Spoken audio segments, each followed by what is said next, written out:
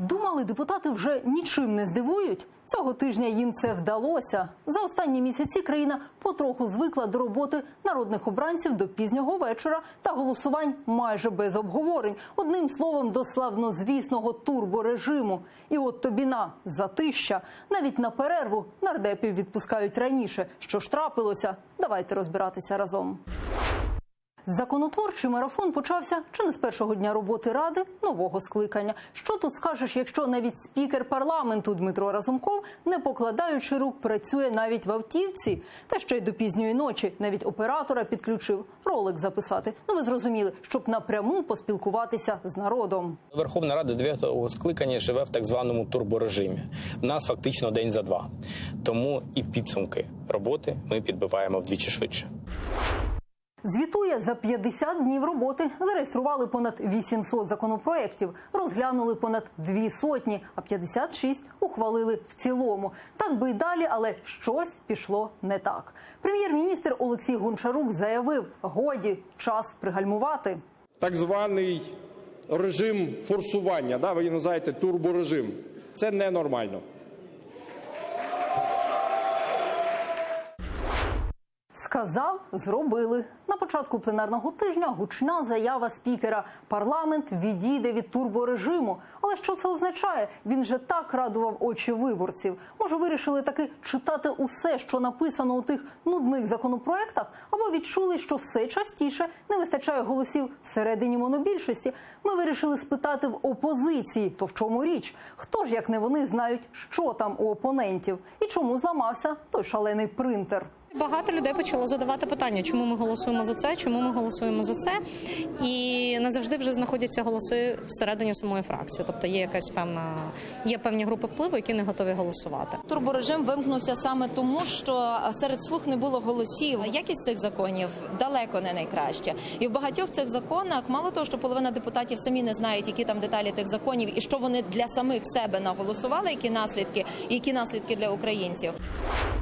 І ось вона, лайт-версія депутатської роботи. Цілих 2 дні знадобилося для того, щоб ухвалити президентську ініціативу «Судову реформу». Вона передбачає, зокрема, зменшення удвічі кількості суддів Верховного суду. Тепер їх буде 100. Зменшиться і зарплатня служителів Феміди. Замість 150 тисяч гривень отримуватимуть усього 100. А контролюватиме діяльність суддівського корпусу комісія з етики і доброчесності.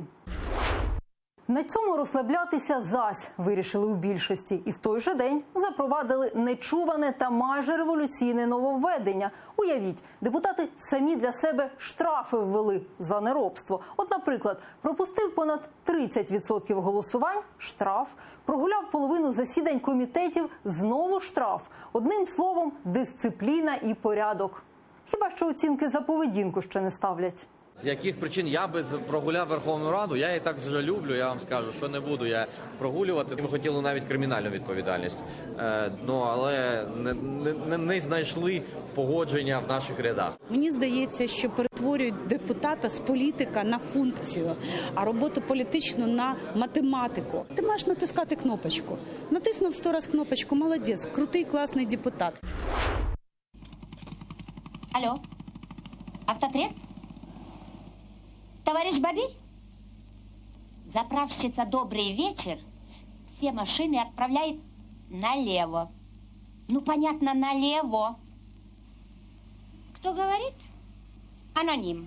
Пригадуєте цей відомий кіношедевр? Вже незабаром в Україні усе буде майже як у радянській комедії. Депутати ухвалили законопроект про викривачів корупції або про так званих стукачів. Вітаються навіть анонімки. Кожен, хто повідомить правоохоронцям про злочин, отримає винагороду – реальні гроші. Бонус за боротьбу з корупцією становитиме 10% від суми самої корупційної оборудки. Однак заробити на цьому можна буде лише після рішення суду. Звертаюся до українців повідомляти про факти корупційних злочинів, які стали вам відомі.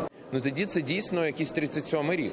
Це буде просто поток якогось лайна, яке треба буде розбиратись. Я не знаю, скільки в нас буде цих правоохоронців тоді. А от депутатам ще доведеться розбирати стоси обіцяних законопроєктів. І про ринок землі, і особливий статус Донбасу, і низку інших. То, може, доведеться додати фарби в шалений принтер і знову ввімкнути турборежим? Ну а що, розслаблятися новим депутатам не гоже, вони ж інші.